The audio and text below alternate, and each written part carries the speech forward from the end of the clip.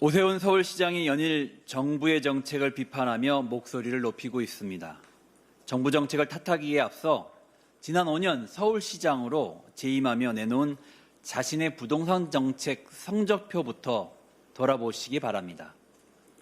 윤석열 정부와 오세훈 시장의 재임 기간이 겹친 2022년부터 24년까지 서울의 주택 착공 실적은 크게 위축되었습니다.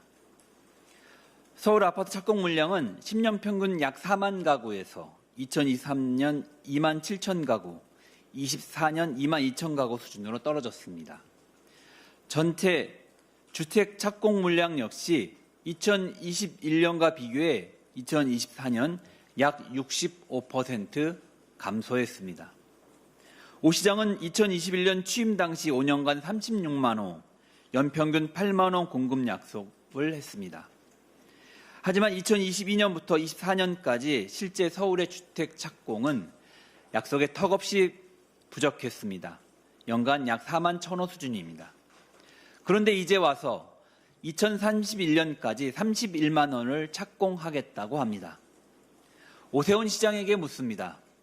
31만 호라는 새로운 숫자를 발표하기에 앞서 지난 5년간 약속했던 36만 호는 얼마나 지켜졌는지 투명하게 공개하고 서울시의 공급 정책부터 점검해야 하는 것 아닙니까? 오 시장의 정책 실패 사례는 또 있습니다.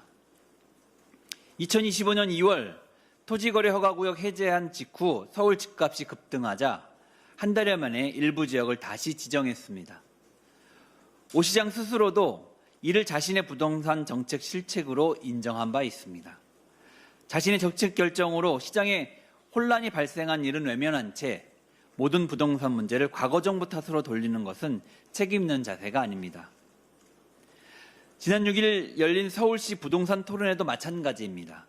서울시가 내놓아야 할 것은 정부 세제 개편안에 대한 정치적 비판이 아니라 실제로 언제, 어디에 몇 가구가 공급되는지에 대한 구체적인 실행 계획입니다.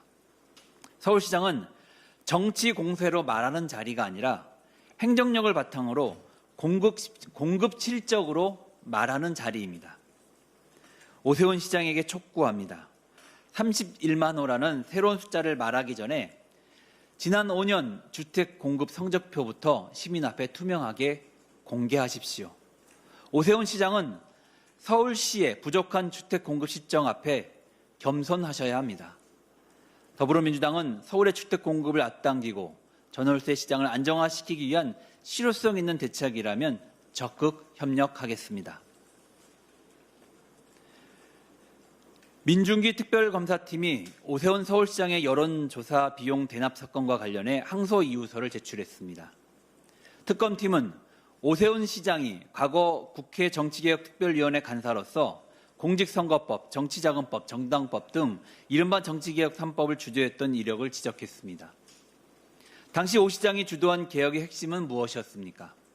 기업가, 유력자의 불법적인 정치자금 제공을 막고 선거와 정치자금의 투명성을 높여 깨끗한 정치 문화를 만들자는 것이었습니다. 그래서 국민들은 이 법을 오세훈 법이라고 불렀고, 그런데 바로 그 오세훈 법을 만든 당사자가 2021년 서울시장 보궐선거를 앞두고 정치 브로커 명태균으로부터 여론조사 결과를 제공받고 그 비용을 오랜 후원자로 알려진 사업가에게 대신 부담하게 했다는 혐의입니다. 1심 재판부는 공소사실 가운데 일부를 유죄로 인정해 벌금 1천만 원과 2,100만 원의 추징을 명령했습니다. 특검은 항소이유서에 현행 정치자금법인 오세훈법을 도입을 주도한 당사자이니 그 불법성을 누구보다 잘 알고 더 엄격히 지킬 의무가 있었다며 죄질이 불량하다고 강조했습니다. 특검은 1심에서 무죄가 나온 여론조사 사건에 대해서도 반박했습니다. 2021년 2월 23일 비공표 여론조사에 대해선 명태균 씨가 그 설문지를 전송한 지 10초 만에 강철원 전 서울시 정무부시장의 휴대폰 전화에서 다운로드 됐다고 강조했습니다. 또 명태균의 미래한국연구소가 여러 차례 걸쳐 여론조사 결과를 오 시장에게 유리하게 바꿔줄 수 있는지 요청했던 사실이 인정된다고도 적었습니다. 오세훈 시장은 이제 시민 앞에 답해야 합니다. 왜 선거를 앞두고 여론조사를 제공받았는지, 그 비용을 다른 사람에게 부담하게 했는지, 그리고 자신이 과거 주도했던 정치개혁의 원칙과 이번 사건이 어떻게 양립할 수 있는지 설명해야 합니다.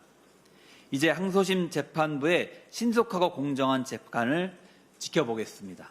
무엇보다도 중요한 것은 정치인 누구에게도 법과 원칙이 예외가 있어서는 안 된다는 것입니다.